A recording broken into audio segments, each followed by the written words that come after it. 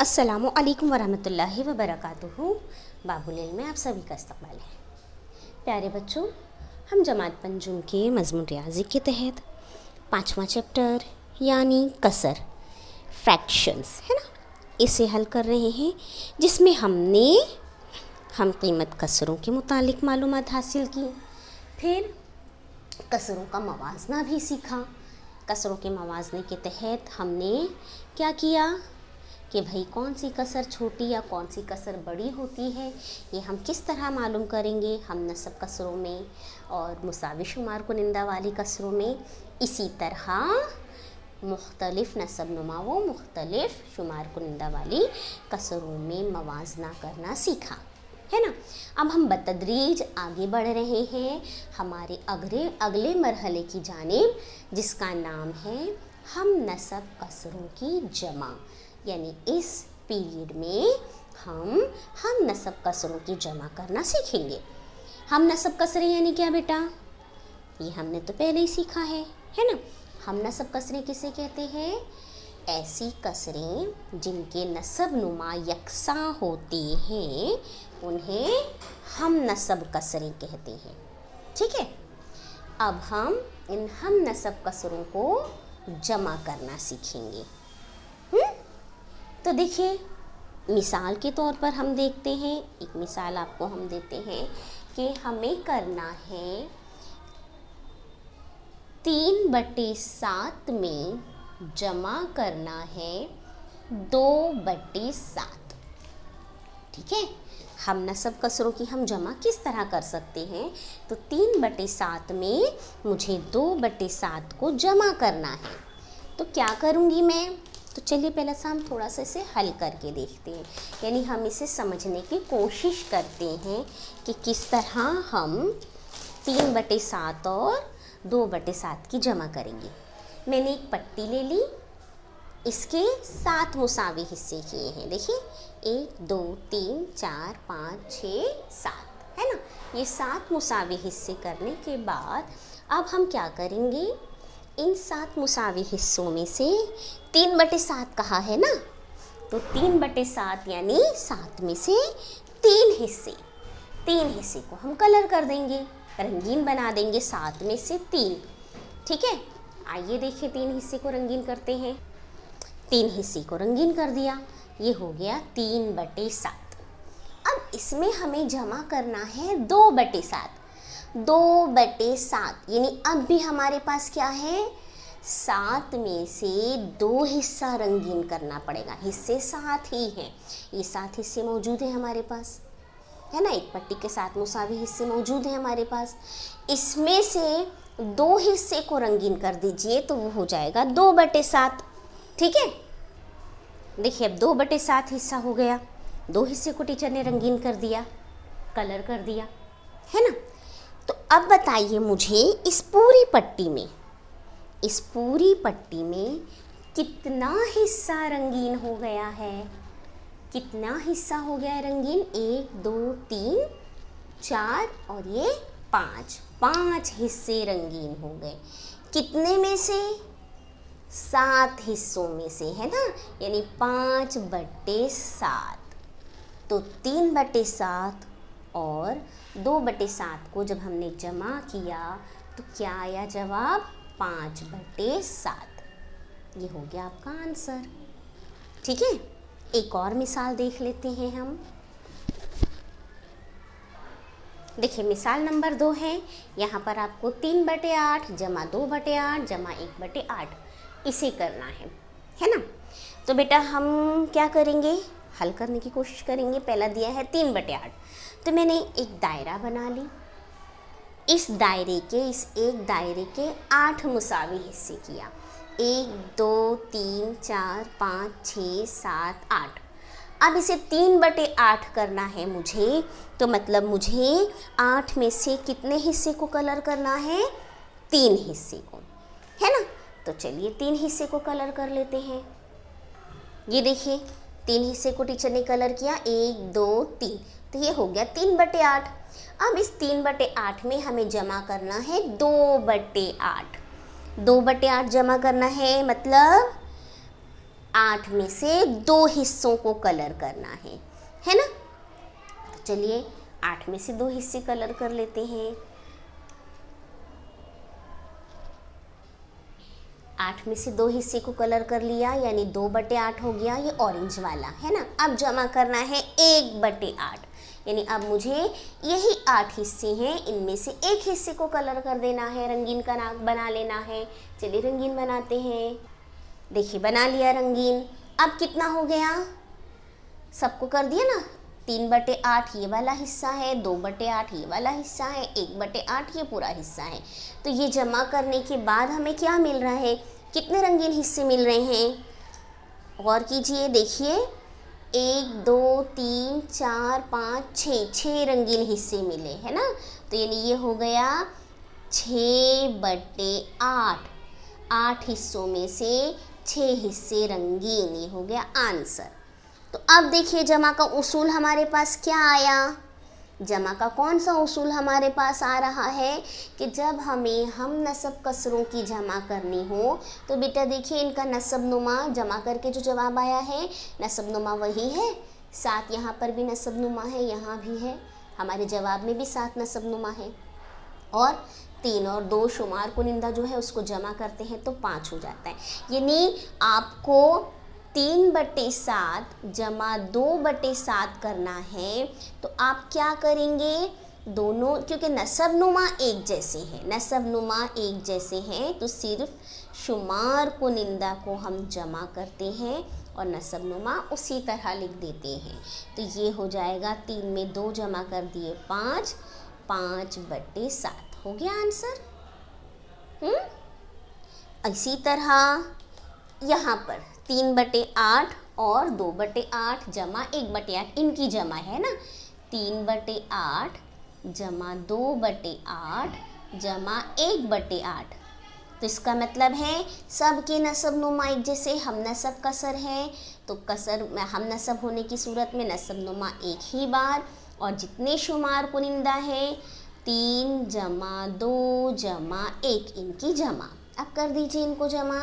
3 2 5, 5 और 1 6, 6/8। ठीक है, हमें सिर्फ शुमार कुनिंदा को ज़रब जमा करना है। नसब नुमा उसी तरह एक बार आएगा, नसब नुमा को जमा नहीं करना है। आप ऐसे नहीं कर देना कि टीचर 3 2 5, 5 और 1 6, ये हो गया 6 और ये हो गया 8, 8 में 8 जमा किए 16, 16 और 8 24, तो 6/24 नहीं बेटा। सिर्फ हम क्या करेंगे, शुमार कुनिंदा को जमा करेंगे और नसब नुमा उसी तरह एक बार लिख देंगे। ठीक है, तो इस तरीके से ये हम नसब कसरों की जमा की जाती है।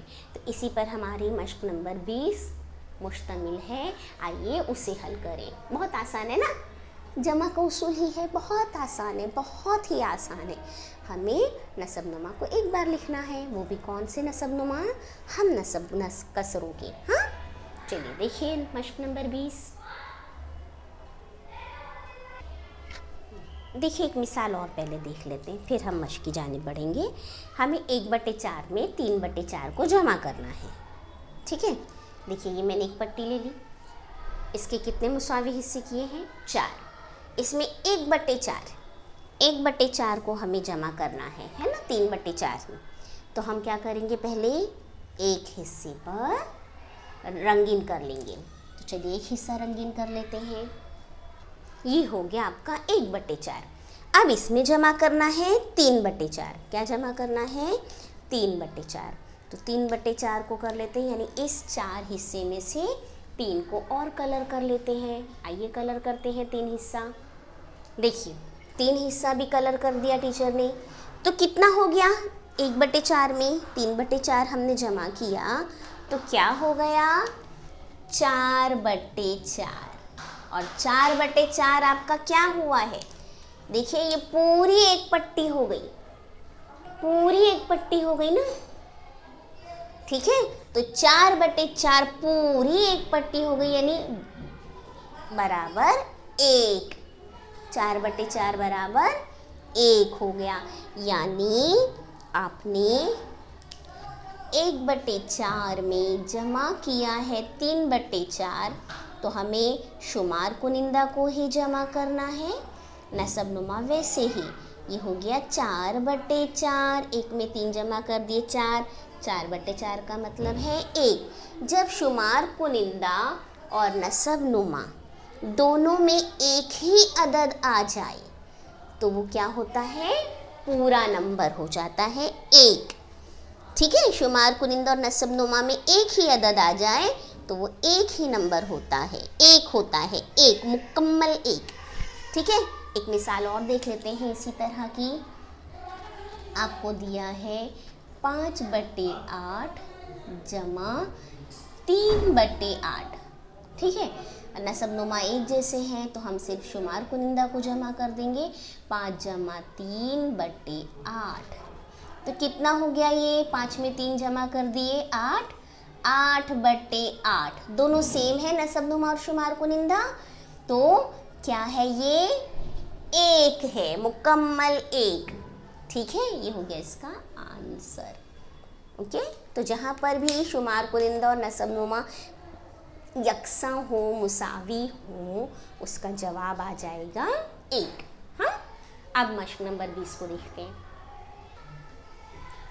मश्क नंबर 20 का पहला सवाल है, जमा कीजिए। इसमें देखिए, पहला आपको दिया है 1/5 जमा 3/5। नसब नुमा एक जैसे हैं तो सिर्फ शुमार कुनिंदा को जमा करेंगे, 1 जमा 3/5। तो कितना हो गया, 3 और 1 4, 4/5। हर स्टेप से पहले बराबर की अलामत ज़रूर लगाइए। ये हो गया आपका 4/5 आंसर। ठीक है, अब 2/7 जमा 4/7। नसब नुमा एक जैसे हैं तो सिर्फ शुमार कुनिंदा को जमा, यानी 2 जमा 4/7। कितना हो गया, 4 में 2 जमा कर दिए 6, 6/7। ये हो गया आंसर। ठीक है, अगला है 7/12 जमा 2/12। तो 7 जमा 2/12, हम नसब कस रहे हैं ना। अब 7 में 2 जमा कर दिए 9, 9/12। ये हो गया आपका आंसर। फिर इसके बाद 2/7 जमा 1/7 जमा 3/7। तो 2 जमा 1 जमा 3/7। नसब नुमा हम नसब होने की सूरत में इस तरह काम करना है, 2 और 1 3, 3 3 6, 6/7। ये हो गया इसका आंसर। ठीक है, छठे के बाद 9वां क्वेश्चन देखते हैं। 5/8 जमा 3/8 क्या करेंगे, तो 5 जमा 3/8 है ना। 5 में 3 जमा कर दिए 8, 8/8। एक जैसे हो गए नसब नुमा और शुमार कुनिंदा, तो जवाब क्या आएगा, 1 मुकम्मल 1।